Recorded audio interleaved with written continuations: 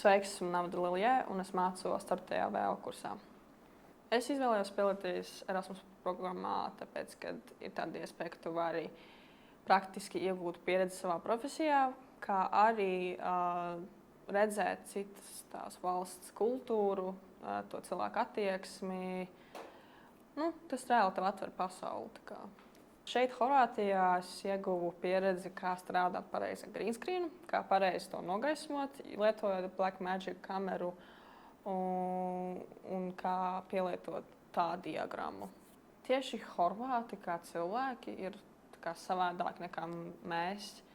Viņi vairāk respektē savu laiku. Viņi neatbildēs tev, kad viņiem darbs ir beidzies. Viņi strādā daudz, bet ne tik daudz kā mēs. Un es to tiešām ļoti respektēju. Es uzskatu, ja ir tāda iespēja, izmantojiet, jo tu dabū pa brīvu naudu reāli un arī to praktisko pieredzi. Un tas tiešām tev atver acis, kā tu pirms redzēji pasauli un kā tu tagad redzi to pasauli.